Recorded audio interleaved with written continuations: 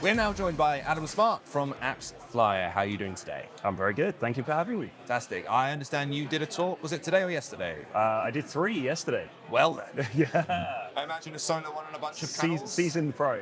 No, I actually had 3 panels. Oh, a few So panels. one was I've got a podcast that's in the sandbox with Piyush Mishra from Product Madness. So Okay.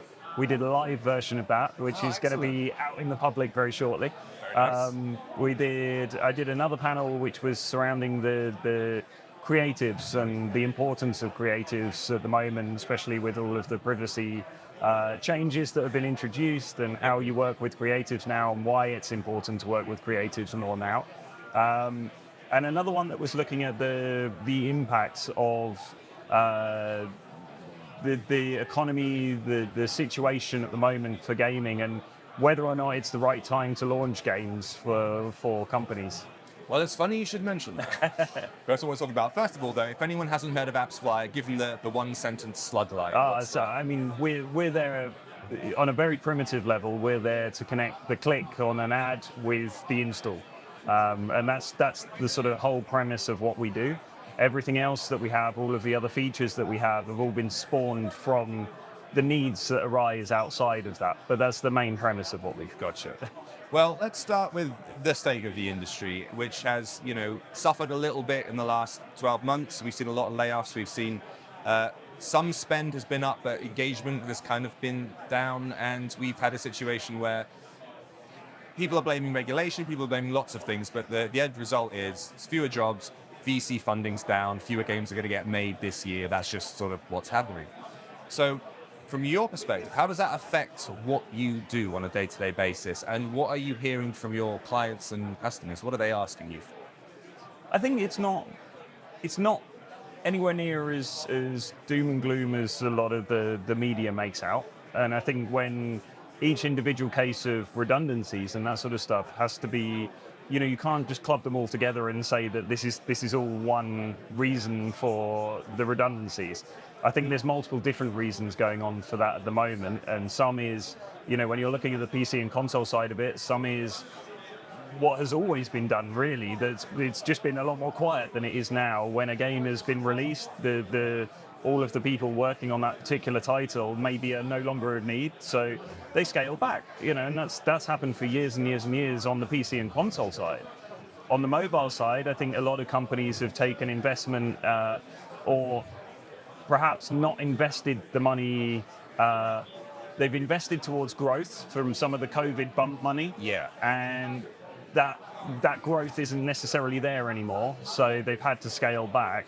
But it's sort of, they've grown to then scale back. So it's not as, obviously the news of constant redundancies and that kind of thing has a massive impact on everybody's psyche and the terminology for the industry. But it's not necessarily as doom and gloom as that makes out sometimes. So regarding the data stuff, I've been talking about it all day with people, the fact that in the last 4 years, we've seen a scaling back of the kind of data that ad networks, that even the ML learning systems can be trained upon. So Apple shut things down quite a lot. Google's doing likewise. We had China, recently saying we're not allowing certain types of in-app payments anymore. They're really kind of battening down the hatches on what signals get out. Yeah. And that affects the way that you guys, what you can learn from and the information you can process. How do you make the most of the signals that you've got? And have you had to adapt in order to, keep thriving and producing useful metrics? I think some of that in terms of what we actually do, the attribution side of things, hasn't changed as dramatically as some other areas. Like, we still have probabilistic, and if you look at some of the changes within the industry recently, you've got the privacy manifests from iOS, where lots of people thought that was going to be the end of probabilistic, and it's very clear now that no MMP has been brought into those privacy manifests, meaning that that's not Apple's primary focus of the privacy manifests, and as a result, the action that's going to be taken from those privacy manifests. So it's a very different level of information that we actually have. It is possible to run user acquisition through probabilistic in a very strong way, like people have been doing in the past. I think the areas that have cut down are definitely areas that are more dubious in the way that they function. And I don't think for an end user that's necessarily a bad thing. A lot of the work that Apple has done to secure their platform and to secure the sanctity of their platform, I think is very, very good. Again, I don't want to keep saying you're wrong, Sure. but there's multiple different readings for the same thing. Yeah. That is interesting because people have generally been quite positive. And it's always difficult to tell whether they're doing the brave face PR line, oh, this is fine. Of course. Versus actually, no, this didn't make huge impact, in reality at all. So it's interesting to hear that. Regarding the AI side of things, we've been talking about that as well. Last year, the generative thing became more widely known. People are now familiar with it on the street, as it were. And ML is something that you folks have been employing for the longest time ever. Is there anything in these wave of like generative AI developments? Is there anything on the ML side that's kicked in that's changing the way you operate? Yeah, I mean, we've literally this is perfect timing. We've literally just released the creative product, which that's its sole purpose is to iterate on designs of creative and be able to feed those back out to different sorry, the name's gone completely.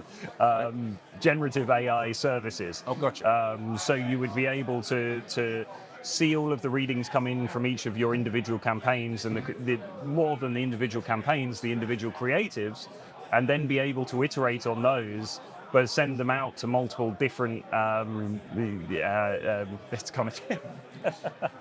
I wouldn't know what you call them, like the generative AI service thing. Yes, yeah, that's sure. it. Yes.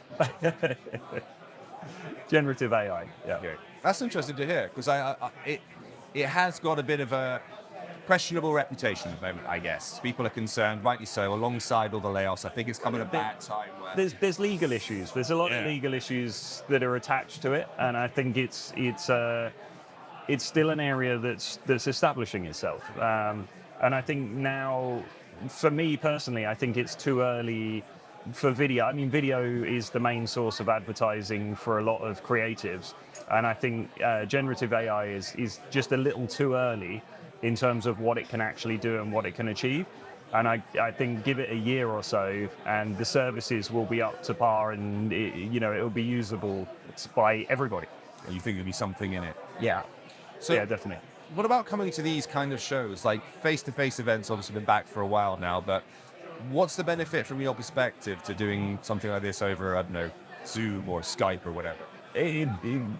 Human interaction is always a benefit, like Zoom, God bless it, is amazing, but being able to sit and talk to somebody, you actually express so much more in, facial contortions and, mannerisms and that kind of thing that you just don't pick up on Zoom. So being able to have conversations and side conversations of, sort of, if you have a Zoom conversation, it's generally, you have 10 minutes, 20 minutes, 30 minutes, you stick to the subject, and then as soon as that's done, thank you very much, goodbye. Whereas here, you're having a beer with somebody, you're having a conversation with somebody, and you're expressing more than just that one fine-tuned comment that you're talking about. So you end up having a lot more conversations and hearing a lot more about the industry. Yes. Well, hopefully we'll see you in the next few, but excellent story today. All the best going forward. Thank you for having me.